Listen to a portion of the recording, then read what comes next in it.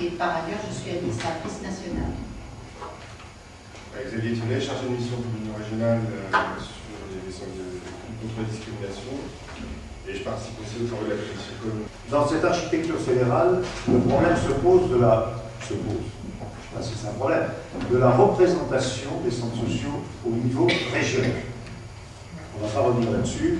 Indispensable ou inévitable, en tout cas il apparaît à peu près certain que le réseau doit être représenté au niveau régional.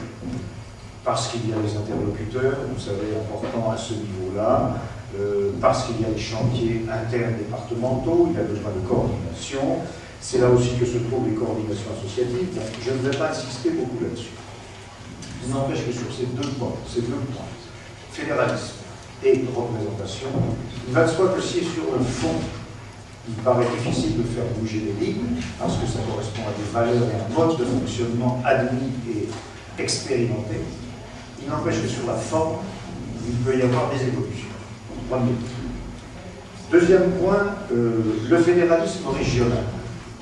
Il englobe dans sa construction les centres sociaux, les fédérations et l'union régionale. Il suppose des liens entre chacun de ces acteurs, même si historiquement ce sont les fédérations qui ont proposé la création de l'UREXO et qui participent largement à son fonctionnement. Alors, des choses ont avancé depuis quelque temps, vous le savez, au niveau régional. L'Union régionale a donc un projet, un soutien du Conseil régional, soutien reconnaissance et soutien financier du Conseil régional, de la Fédération des caisses d'allocation familiale. Nous avons aussi mis au point une charte de fonctionnement, obtenu une participation financière des centres via les fédérations. Des missions existent, des missions fonctionnent. On aura l'occasion sans doute d'évoquer tout ça au fur et à mesure de nos discussions. Tout est mis en place, mais incontestablement, nous ne sommes pas de plus en plus à l'aise, que ce soit au niveau local, départemental et régional. Mis en place depuis quelques années et qui est en train de prendre vraiment corps, c'est du travail par territoire. Je l'ai dit tout à l'heure dans la présentation, là, au Pays-Rochelet, ils se connaissent de longue date. Alors il y a La Rochelle et le Pays-Rochelet, 8 et 4 en périphérie. Donc ça, sur le Pays-Rochelet, c'est en train de se mettre en place. Alors les Rochelais, ils se connaissent bien et ça fait du corps. Le Pays-Royannais aussi, Pays-Donis, etc. Donc c'est 300 quand ils sont tout seuls. Il se passe un peu la même chose, que les différentes fédérations donnent des idées, donnent leurs avis sur le site de la Fédé et de l'UREXO. Donc je pense qu'il y a effectivement une mutualisation qui se fait au niveau de la Fédération Charente-Maritime qui est assez intéressante. On compléter aussi sur cette idée d'effet réseau dans la Vienne, il y a aussi les groupes de compression durée, ça a été fait réseau. À l'inverse, on voit bien que le directeur ne joue pas le jeu de communication, de relais, il y a quelque chose qui manque. Oui, moi je voulais simplement renforcer ce que tu disais. Effectivement, en Charente, il y a également des rencontres, que ça se fait dans d'autres fédérations aussi. Moi je trouve qu'il est très important aussi de parler des réunions de bénévoles, des acteurs bénévoles, comme partout, même mon président, de trésorerie, etc.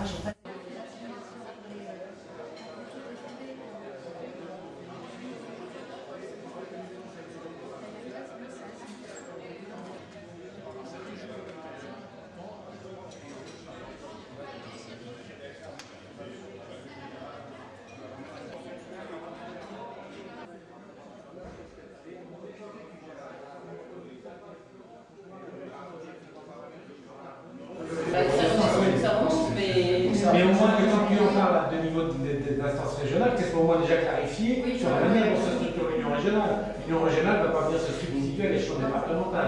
On fait comme si on était l'union régionale. Oui, déjà qu'à l'échelle de l'union régionale, il faut qu'il y ait un travail pédagogique qui permette de remettre en cause un nombre, parce que du coup, c'est un mandat démultiplié. C'est pas le mandat d'une fédé, d'intérêt d'une fédé, c'est le mandat de 75 centres sociaux qui sont représentés dans la parole d'une personne. On imagine le mal qui peut être fait, autant que le bien. la personne qui représente au niveau régional peut casser les choses, peut déconstruire très rapidement, si c'est mal construit, si c'est mal identifié, etc.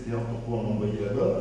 Parce que parentalité par rapport à la FEDEDECAF, par exemple, même si la FEDEDECAF, pour l'instant, ils sont pas forcément, ils sont sur autre chose, la formation directement en famille, mais indirectement. Là, c'est pour ça, c'est cette dimension économique liée au stratégique qui est quand même important, mais c'est vrai que sur le financement centre par centre, après, on n'est pas encore à l'échelle régionale.